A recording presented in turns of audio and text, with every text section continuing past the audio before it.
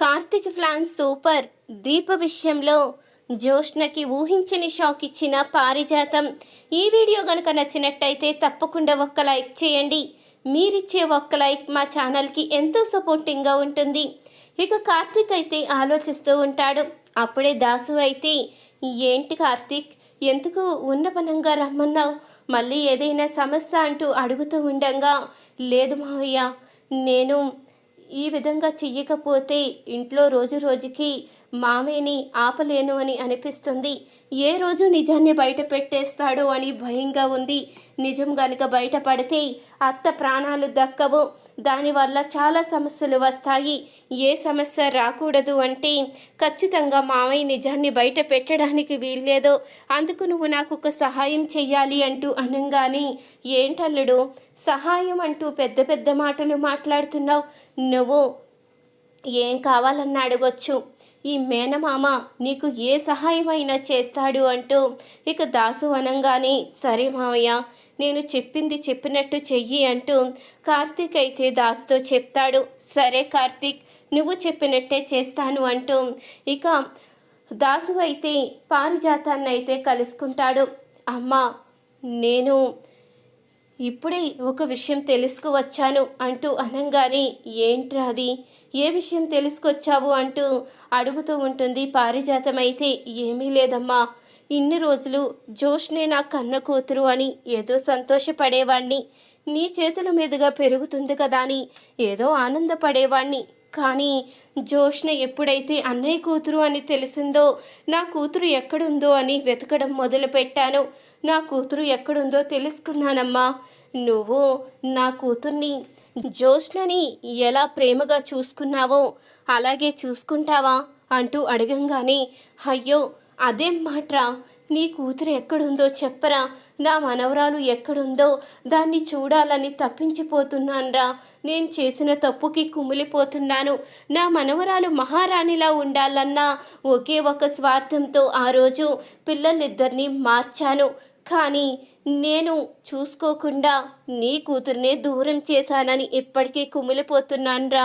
నా మనవరాలు ఎక్కడుందో చెప్పరా, దాన్ని నేను ప్రేమగా చూసుకుంటాను, ఏదో రకంగా దాన్ని ఇంట్లోకి తీసుకొచ్చుకుంటాను అంటూ ఇక పారిజాతం అనంగానే, అప్పుడు ఇక ఆ మాటకి దాసు అయితే చెప్తూ ఉంటాడు. నువ్వు ఎక్కడికో వెళ్ళి తీసుకురావాల్సిన అవసరం లేదమ్మా, నీ మనవరాలు ఇంట్లోనే ఉంది అంటూ చెప్పంగానే, ఏంటి ఇంట్లో ఉందా అంటూ అడుగుతూ ఉంటుంది పారిజాతం అయితే.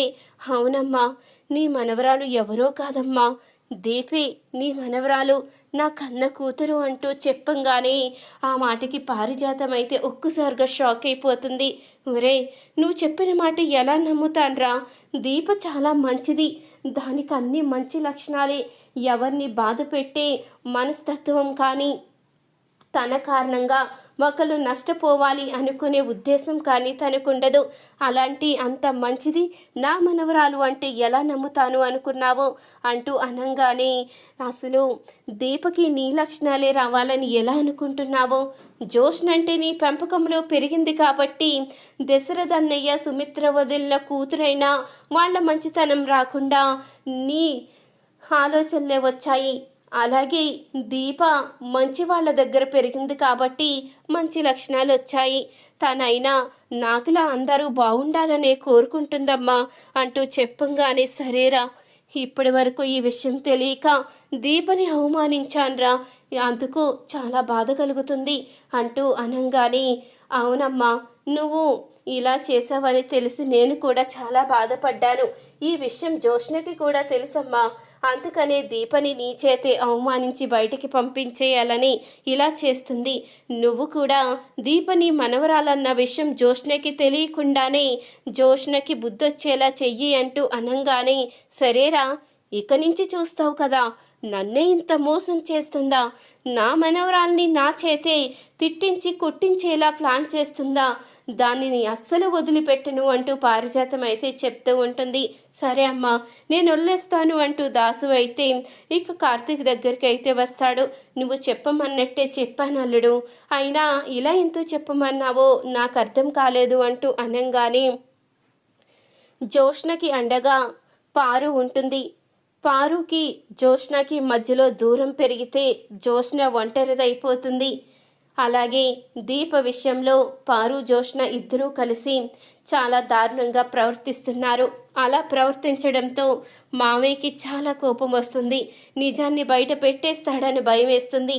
ఇప్పుడు గనుక పారుకి దీపే తన మనవరాలని తెలిస్తే దీప మీద ఈగ కూడా వాళ్ళనివ్వదు. జోష్న కారణంగా ఎలాంటి ఇబ్బంది కలగనివ్వదు. అప్పుడు ఇంట్లో ఎలాంటి గొడవలు ఉండవు కదా మామయ్య, అందుకని ఇలా ప్లాన్ చేశాను అంటూ కార్తీక్ అయితే చెప్తూ ఉండగా, నీ ప్లాన్ అదిరిపోయింది అల్లుడు, ఈసారి జోష్నకి చుక్కలు చూపిస్తుంది మా అమ్మ, చూస్తూ ఉండు అంటూ ఇక దాసు అయితే చెప్పి వెళ్ళిపోతాడు.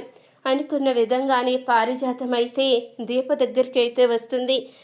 ఏంటి కాఫీ కావాలంటూ అనగానే, అయ్యో నువ్వు కాఫీ చెయ్యొద్దమ్మా, నేను నీకు కాఫీ చేసిస్తాను, నువ్వు ముందు కూర్చో అంటూ అనగానే అప్పుడే జోష్న అయితే అడుగుతూ ఉంటుంది, ఏంటి రాణి నీకు పిచ్చి పట్టిందా, దీపను కూర్చోబెట్టి నువ్వు కాఫీ చేసిస్తాననడం ఏంటి అంటూ అనగానే, ఏంటి నిన్న జరిగిందంతా మర్చిపోయావా, మీ నాన్న వార్నింగ్ ఇచ్చాడు కదా మనిద్దరిని పనులు చెయ్యమని, నాకేమన్నా కావాల్తే నిన్ను అడగమని, ఇప్పుడు అడుగుతున్నాను, వెళ్ళి కాఫీ తీసుకురా అంటూ పారిజాతం అయితే చెప్తూ ఉంటుంది.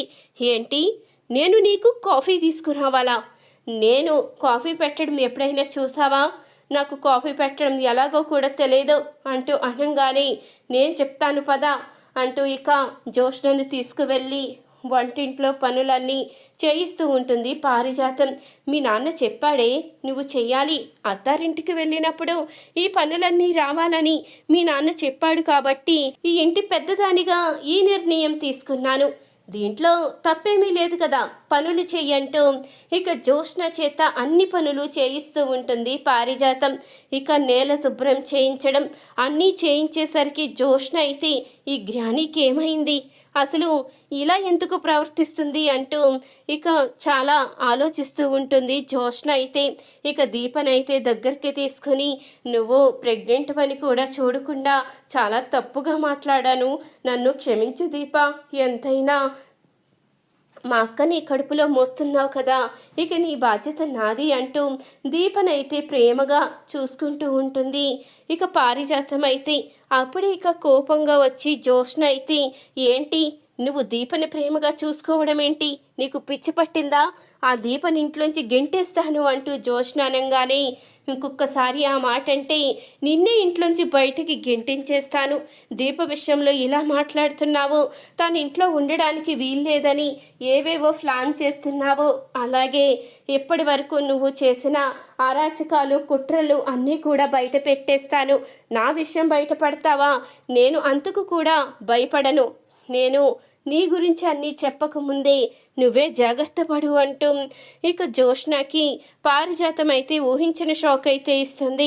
ఈ వీడియో కనుక నచ్చినట్టయితే తప్పకుండా ఒక్క లైక్ చేయండి, మా ఛానల్ని సబ్స్క్రైబ్ చేసుకుని పక్కనే ఉన్న గంట సింబలపై ఆల్ అని క్లిక్ చేయండి, అప్పుడే మేము పెట్టే ప్రతి వీడియో మీరు మిస్ కాకుండా చూసేవచ్చు.